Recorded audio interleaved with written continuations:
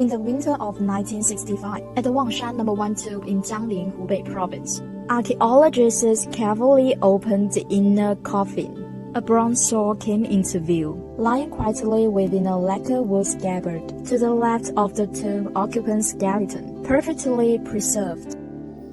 On the night of its excavation, it already shone with the dazzling cold light we see today. Why has this sword remained rust-free for millennia? Experts conducted extensive research and verification to address this question. They ultimately concluded that the tomb environment where the sword was unearthed was generally well preserved. Additionally, the sword blade contained minimal impurities, and it was stored in a wooden scabbard. These three comprehensive factors provided all-around protection, allowing the sword to remain intact and well preserved for thousands of years.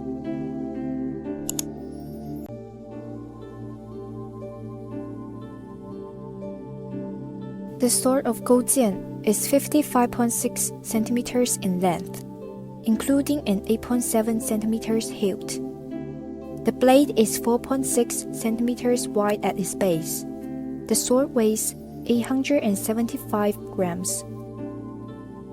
The sword includes 4 parts: the tang, the blade, the guard, the pommel.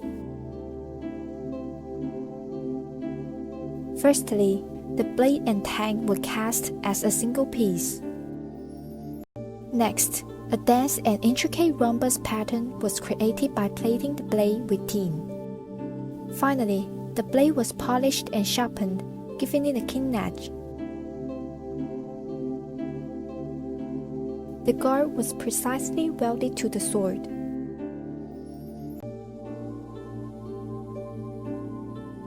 First, a pottery mold with a concentric circle pattern was crafted using the wheel forming technique, creating the outer mold.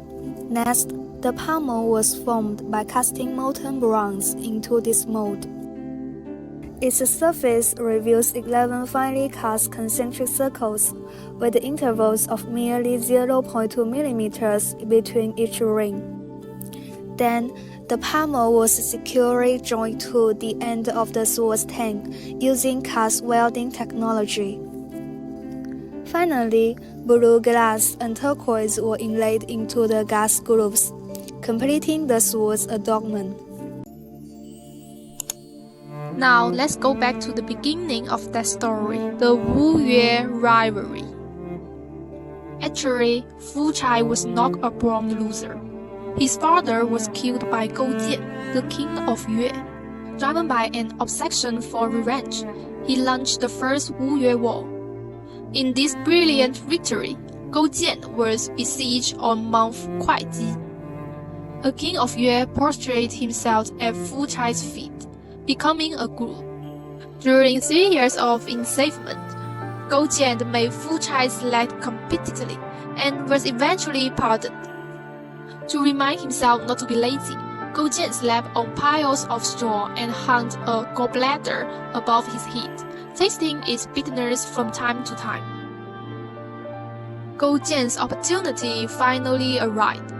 While Fu Chai was embroiled in a naval war, Goujian launched a surprise attack on the Wu capital, striking the deadliest blow. Beneath the walls of Gusu, Fu Chai became the defeated. He begged for mercy, but Goujian did not give him the right to choose. Goujian of Yue state annexed the state of Wu, becoming the final hegemon of the spring and autumn period. With the mighty sword in hand, and ascended the hegemon seat at the alliance of feudal lords. He knew that every moment of forbearance had proven worthwhile. A vast army was shouting, "Long life!" The lifelong enemy has now turned into mere bones in his rage. As the man with the greatest power in the world, his ceremonial sword naturally needs to be extremely stylish, so that it could deter the restless feudal lords. 1,000 years have tempered its sharp edge into depth and poise. It is no longer just a sword, but bronze that lives. inscribed with the Eastern wisdom of enduring hardship for grand purpose, it stands immortal, proclaiming to the world.